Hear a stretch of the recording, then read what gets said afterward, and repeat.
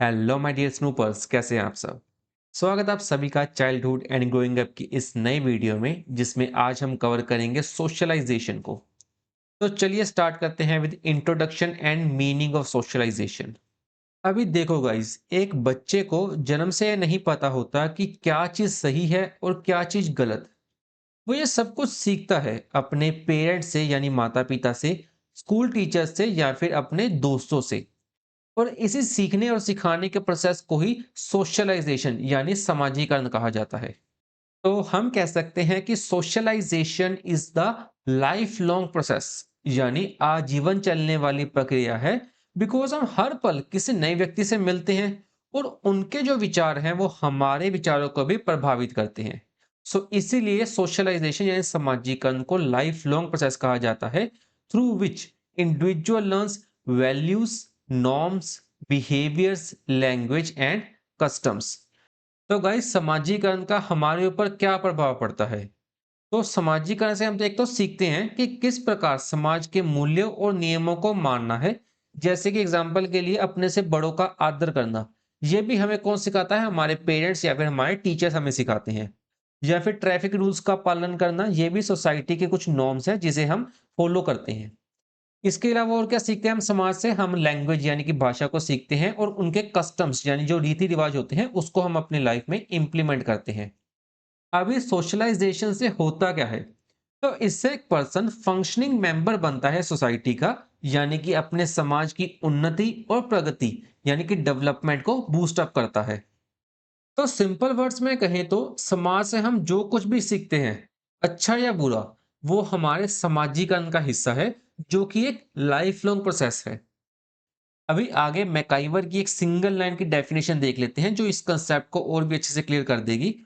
MacIver ने कहा कि socialization is the process by which the individual becomes a social being, यानी समाजीकरण वह प्रक्रिया है जिससे एक पर्सन सामाजिक प्राणी बनता है, यानी अपनी सोच और समझ को विकसित करता है। ओके गाइस, आई होप आपको सोशलाइजेशन का कंसेप्ट अच्छे से क्लियर हुआ होगा। इसके बाद सोशलाइजेशन की कुछ कैरेक्टरिस्टिक्स को देख लेते हैं। तो सबसे पहला पॉइंट वही है कि सोशलाइजेशन कैसे प्रोसेस है? एक लाइफ लॉन्ग प्रोसेस है, यानी कि begins at birth and continues through out life. अगर आपको एग्जाम में पूछे कि क्या सिर्फ एक बच्चे में सोशलाइजेशन होती है, तो आप कहेंगे नहीं, एक अडल्ट भी सोशलाइजेशन को अंडरगो करता है।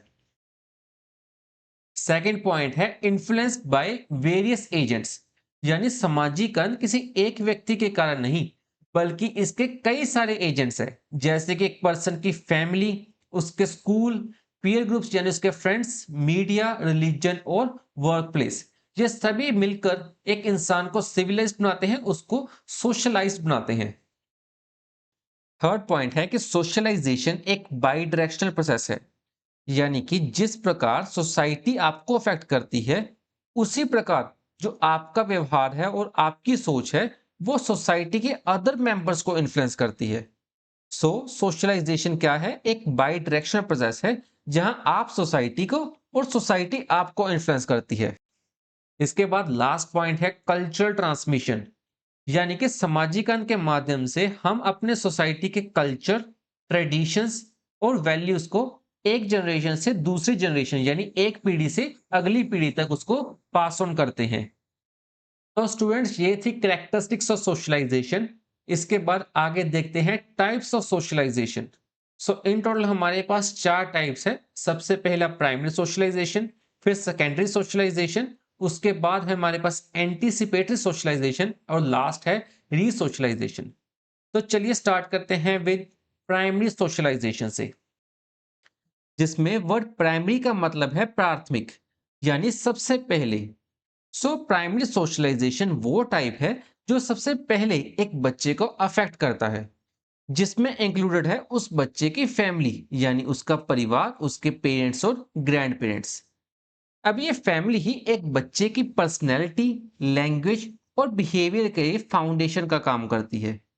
तो इसीलिए पेरेंट्स को चाहिए कि वो अपने बच्चे को पॉजिटिव वैल्यू सिखाए, जिससे उसकी ओवरऑल डेवलपमेंट भी कैसी हो? पॉजिटिवली हो। अभी प्राइमरी सोशलाइजेशन एक बच्चे के घर तक लिमिटेड है। वहीं सेकेंडरी सोशलाइजेशन डील करती है अपने घर से बाहर, यानी जो वैल्यूज बच्चा स्कूल से, पीयर ग्रुप से यानी अपने दोस्तों से, रिलीजियस ग्रुप से या फिर मीडिया के थ्रू सीखता है, उसको हम सेकेंडरी सोशलाइजेशन कहते हैं।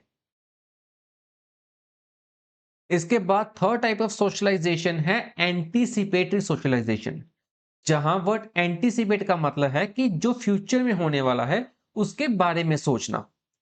और वर्ड एंटीसिपेटरी सोशलाइजेशन का मतलब हुआ कि जब एक पर्सन अपने आप को ढालता है उस नई सिचुएशंस के अकॉर्डिंग जो वो फ्यूचर में फेस करने वाला है। एग्जाम्पल के लिए आप एक फ्यूचर टीचर हो, सो आप कहीं ना कहीं बाकी टीचर्स को ऑब्जर्व करेंगे, उनके टीचिंग मेथड्स को, उनके वे ऑफ स्टाइल को, या फिर किस तरह से वो ब्लैक बोर्ड का यूज करते हैं, मॉडल्स को रिप्रेजेंट करते हैं, इन सभी बातों को आप देखेंगे, ऑब्जर्व करेंगे और इमिटेट करेंगे, सो दैट कि कल को जब आप खुद एक टीचर बने तो आप उन बातों का ध्यान रख सके। सो ये किस तरह की सोशलाइजेशन हुई, ये आपके लिए एक एंटीसिपेटरी सोशलाइजेशन हुई, जो कि आप फ्यूचर के लिए अपने आप को प्रिपेयर कर रहे हैं। इसके बाद फोर्थ टाइप ऑफ सोशलाइजेशन है रीसोशलाइजेशन, जिसे हम पुनर्समाजीकरण भी कहते हैं, यानी कि अपने समाज के नए रीति रिवाजों को अडॉप्ट करना और जो पुराने वैल्यूज हैं उसको अपने जीवन से खत्म करना। सो रीसोशलाइजेशन इन्वॉल्व्स अनलर्निंग, यानी छोड़ना। और किसे छोड़ना? जो ओल्ड बिहेवियर्स हैं, यानी जो पुराने तौर तरीके हैं, रीति रिवाजों को छोड़ना और अडॉप्ट करना नए एनवायरनमेंट के अकॉर्डिंग। एग्जाम्पल के लिए आप आर्मी ज्वाइन करते हैं तो आपको अपने लाइफ में कई नए चेंजेस लाने पड़ेंगे, अपने डिसिप्लिन को लेकर, फूड हैबिट्स को लेकर या रहने सहने को के रिलेटेड। सो ये सभी टाइप जो है ये किसके अंडर आते हैं? रीसोशलाइजेशन यानी पुनर्समाजीकरण। यानी अपने जो ओल्ड एनवायरनमेंट था आप उसको छोड़ रहे हैं और नए एनवायरनमेंट के अकॉर्डिंग खुद को ढाल रहे हैं। ओके गाइस, तो ये था टाइप्स ऑफ सोशलाइजेशन।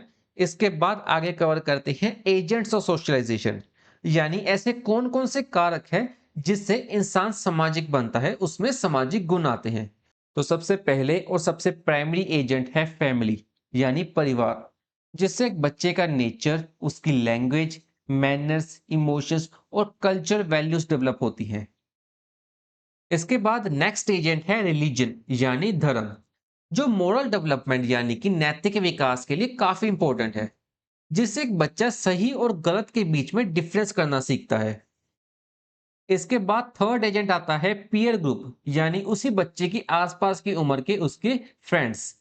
तो अभी दोस्तों के साथ रहेगा तो जो बच्चे के एटीट्यूड हैं वो भी उसके दोस्त की तरह ही बन जाएंगे, यानी कि बातचीत करने का तरीका या उसके ड्रेसिंग स्टाइल, ये काफी हद तक इन्फ्लुएंस होते हैं अपने फ्रेंड सर्कल से। और इसी के साथ जितना बड़ा उस बच्चे का फ्रेंड सर्कल होगा, उस बच्चे का पीयर ग्रुप होगा, उतनी ही अच्छी उस बच्चे की सोशल स्किल्स और ग्रुप बिहेवियर।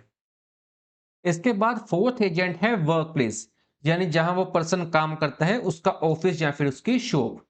अभी अडल्ट एज में वर्क प्लेस एक पर्सन के सोशल स्किल्स के साथ उसकी टीम वर्क स्किल्स और रिस्पॉन्सिबिलिटी जैसी वैल्यूज को भी ऐड ऑन करती है, जिससे वह पर्सन प्रोफेशनल बनता है अपने काम में।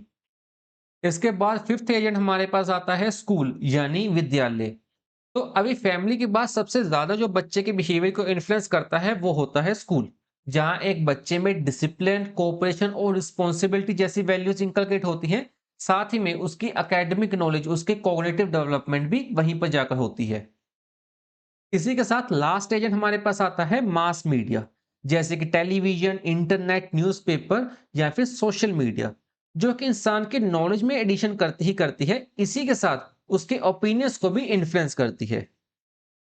ओके सो गाइस, इसी के साथ हमने 6 के 6 एजेंट्स को भी कवर अप कर लिया और साथ ही में जो कैरेक्टरिस्टिक्स थी और टाइप से सोशलाइजेशन की उसको भी डिस्कस कर लिया।